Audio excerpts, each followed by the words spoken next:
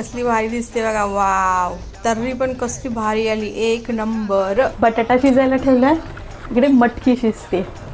कांदा, टोमॅटो, लसूण हलकं भाजून घ्यायचं तव्यावर.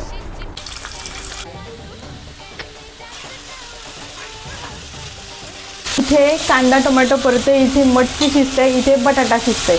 तोपर्यंत आता मी बटाट्याच्या भाजीला लागणारा कांदा कापतीये, लसूण सोलतीये. मटकीला उकळी चांगली आलेली आहे. 10 मिनटं शिजले. मटकीचा गॅस मी घालवते आणि या कांद्याचा आणि टोमॅटोचा पण वाटणाचा गॅस बंद करते. हे वाटण वाटून घेऊया. हे बटाट्याच्या भाजीसाठी काढले. तुफान पडला, धो आणि आता निघून गेला. आता प्रचंड गरम होते. बटाटा शिजलाय, मी गॅस बंद करते.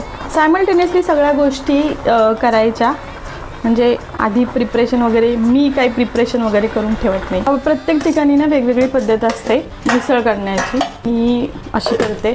बऱ्याच वेळा कांदा खोबऱ्याचं वाटण घालते.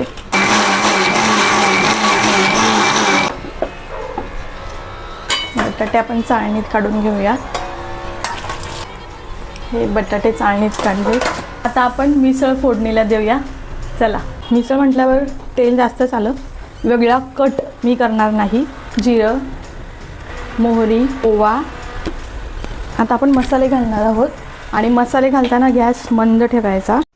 आता घालूया हळद, लाल तिखट, 1 चमचा कांदा लसूण मसाला, 2 चमचे मिसळ मसाला घालणार आहे, 1 चमचा धना पावडर घालायची आणि हे केलेलं वाटण घालायचं. आता हा मसाला या तेलामध्ये छान परतून घ्यायचा. हे वाटण परतलं जाते तोपर्यंत आपण हे इकडे ट्रान्सफर करून बटाट्याची भाजी करूया. मोहरी, जिरं, ओवा, लसूण, कढीपत्ता,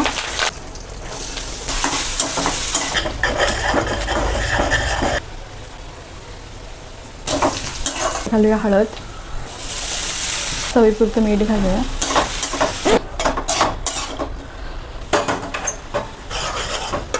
आता आपण घालूया मटकी.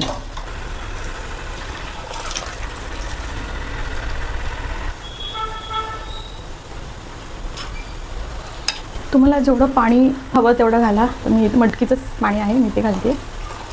गरम पाणीच घालते. कसली भारी झाली. हा हा हा हा, कट पण कसला भारी आला आहे ना, एक नंबर. मस्त मिसळ रेडी झालेली आहे. बटाट्याची भाजी रेडी झालेली आहे. आता पाव आणि फरसाण अरेंजमेंट करूया, दही त्याबरोबर, आणि सर्व करूया. चला.